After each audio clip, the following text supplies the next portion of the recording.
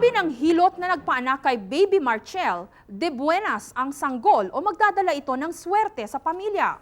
Bagay na dapat ikatuwa, maliban na lamang sa itsura ng bata. Mabilis naman ang diagnosis ng mga doktor, agarang operasyon ang kailangan ni Baby Marchel upang matanggal ang paa at ari na tumubo sa kanyang likod habang siya'y nasa sinapupunan pa lamang. Kaligayahan para sa kahit sinong ina ang masilayan ang maamong mukha ng kanyang sanggol. Ang makitang nakapagluwal siya ng isang biyaya ng Panginoon, isang parte ng kanyang sarili. Ngunit iba ang kaso ni Norma Parocho nang iluwal niya ang kanyang ikalimang anak. Hindi tuwa ang kanyang naramdaman, kundi Takot. Tuduhin na to natakot. Natakot. Tapos? sa tabi ng tubuhan sa Victorias Negros Occidental, nakatira si Norma at ang kanyang asawang si Elio Dito, isang karpintero, 4 ang kanilang anak. Dito sa maliit na silid na ito, iniluwal ni Norma ang kanyang ikalima, si Baby Marchel. Pizza Uno silang tawag sa akon, March 1, Domingong adlaw. March 1 nang tinawag nila ako.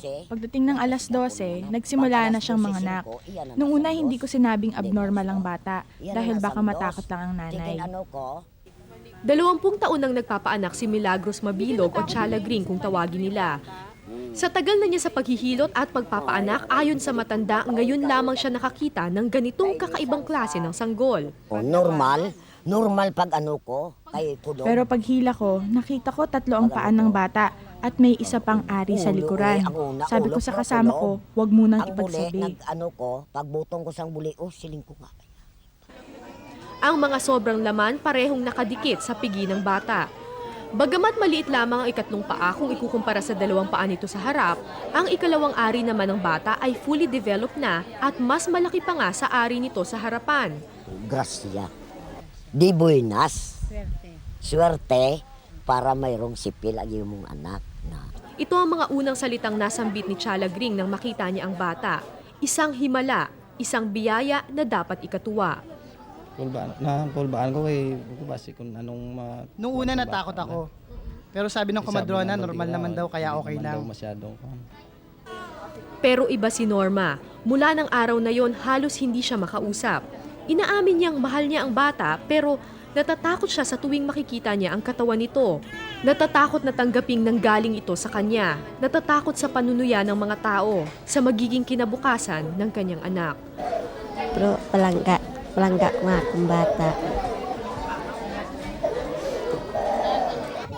Mula rin noon, kumalat na ang balita tungkol sa kakaibang sanggol. Pinag-usapan ng mga tao at pinagtinginan. Kanya-kanyang teorya na rin ang umusbong. Kapid kung tani na ang bata. Baka kambal na hindi nabuo. Pero hindi naman tayo doktor para masigurado kung ano nga ba ang batang yun. Sa kabila ng tsismisang ito, nanindigan si Elio dito. Tatanggapin niya ang bata, ano pa man ang anyo nito. Pero ayaw mo munang patanggal, ano? Oo, ayaw ko. Bakit? Sabi lang, di buenas daw.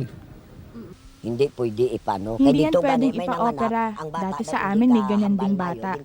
Tapos pina-opera. Kinabukasan namatay. Lalaki pa naman.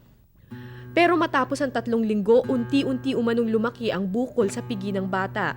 Gumagalaw na rin daw ang ikatlong paa at sobrang ari nito. Sa pagkakataong ito, nagdesisyon na ang pamilyang ilapit ang kaso sa ospital. Bago yung isip mo? Ang kuwan malaki. Yung isang paa. Tapos yung isa lumiit. Tinagbagong isip ko. Muna nakita ko ang sitwasyon ng bata, parang mahirap pa nun. Natakot ka ba? Oo na, naluoy ko sa bata. Kaya iya nga... Naawa ko sa bata. Ang posisyon niya palaging nakatagilid. Dahil mabigat na dito. Malaki na eh. Madako na din niya. Tapos... Sa Corazon Locsin Montelibano Memorial Hospital sa Bacolod, itinakbo ng mag-asawa ang sanggol. Sacrococcygeal teratoma ang diagnosis ng mga doktor sa kaso ni Baby Marchel. Isang klase ng tumor na kapag hindi naagapan, maaaring matuloy sa cancer. Bali, the most immediate effect will be cosmetic, and then syempre the parents would be more psychological since they will be taking care of a freak baby, or that is what they will think they're taking care of. So medical naman, baka mag-degenerate into malignancy. Walang pagdududa, dapat ipa-opera at dapat tanggalin ang tumor ni Baby Marcel habang maaga pa. Pero ang tanong, gaano kalalim ang ugat ng nasabing tumor? Kakayanin ba ng katawan ng sanggol ang maselang operasyon? Walang magawa ang mag-asawa, kundi maghintay at magdasal. Ako na pangkalayaan lang kung mag-ayaw mo ng bata. Kung saan Ang sa akin lang, sana gumaling na siya. Dahil labis na siyang naghihirap. Pag lumaki siya, baka hindi na siya makalakad. Hindi natin alam. Sana may balik lang siya sa normal niyang pagkatao. Balik lang sa normal yung pagkatao. Alam po namin sa mga mag-asawa ngayon na gustong magkaanak, nagtatanungan na kayo kung paano maiiwasang matulad ang anak ninyo kay Baby Marcel. Narito ang teorya ng mga eksperto. Ang sacrococcygeal teratoma ay isang tumor na nakukuha habang ipinagbubuntis pa lamang ng ina ang isang sanggol. Walang pinipiling biktima ang komplikasyong ito. Ibig sabihin, maski kanino pwedeng mangyari. Sa katunayan, misteryo pa rin para sa mga dalubhasa kung saan nanggagaling ang ganitong abnormalidad. Bali, it's an abnormality na caused by ang identified culprits dyan ay most probably the mother took something during pregnancy. Probably there was an attempt to abort, though most of this hindi naman inaamin ng mga parents. Sa kaso ni Norma, napag-alaman ng Brigada 7 na uminom pala siya ng painkiller para sa kanyang arthritis 1 buwan bago siya nabuntis. Oo, may gininom sa nga bulong. May ininom siyang gamot. Irobil ata ang tawag doon. Para yan sa kanyang arthritis. 1 buwan niya yun ininom. Pagkatapos ng ilang linggo, nabuntis na siya. Probably at that time when she took the medication, buntis na siya, hindi lang niya alam. Possible 'yon. Nang madatnan ng Brigada 7 ang pamilya Parocho sa ospital, nakaschedule na sila sa isang operasyon. Dahil isa itong government hospital, libre ang operasyon. Gamot na lamang at anesthesia ang inako ng Brigada 7. Dito naman, ang pumupunta dito usually are very, very poor patients, and you can see it from the way the family looks. No, the entire family is poor, so makikita mo naman. So you just have to give of your services for free. Wala kang magagawa. Sa x-rays na isinagawa sa sanggol, napag-alamang hindi naman konektado sa anumang buto ang sobrang paa at ari ni Baby Marcel. Mas madadalian ng mga doktor na tanggalin ang tumor sa kanyang katawan. Nagbigay ito ng magandang pangitain sa kalagayan ng bata. You see there's no connection with the bone, no? Sa vertebral column, no? Itong coccyx, wala namang connection. So that will make the operation very easy. A little easier, and ibig sabihin ang connection niya is just in the soft tissues. Okay. Sa muscles, sa fats, yan. Pero nandoon pa rin ang kaba. 11:00 ang operasyon pero 10:00 pa lamang handa na si Norma. Buong gabi hindi niya iniwanan ang kanyang anak. Tuloy-tuloy ang kanyang paghaplos sa maliit nitong katawan. Tuloy-tuloy din ang panalangin. Pangamuyo lang ko na maliwas ng aking Panalangin ko na sana may ligtas ang aking anak. Pagsapit ng 11:00, nagsimula ang operasyon. Nagsimula na rin ang mahabang paghihintay ng mag-asawa. Sa loob ng operating room, dahan-dahang hiniwa ang tumor ng sanggol. Nakapangingilabot ang ginawang operasyon lalo pat napakaliit lamang ng katawan ng bata. Tumagal ng 2 oras ang pagtatanggal ng tumor. May pagkakataong nabahala ang mga doktor nang halos bumigay na sa paghinga ang bata. Pero nagpatuloy ito sa paglaban sa buhay.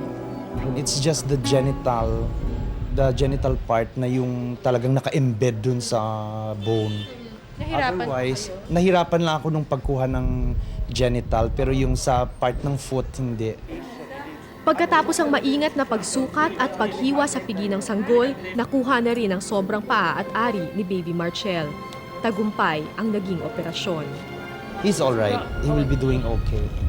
Kailangan lang ng other May mga additional tests lang tayo to determine whether we will need chemotherapy or additional forms of management.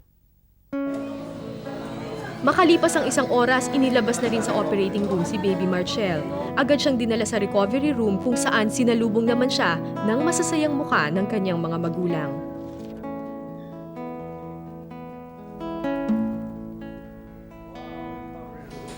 Para sa mag-asawang Norma at Eliudito, isa na siguro ito sa pinakamasayang araw ng kanilang buhay ang makita nilang ligtas ang operasyon at mahahagkan na nilang muli ang kanilang anak.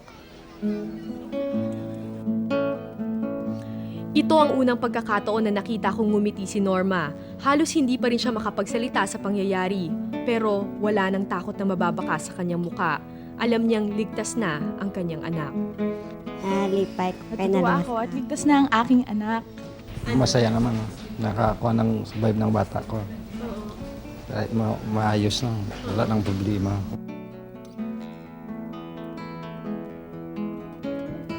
Para po sa Brigada 7 mula dito sa Bacolod City, kasama si cameraman Jemo Soho at Julay Sonio, ako si Cara David reporting.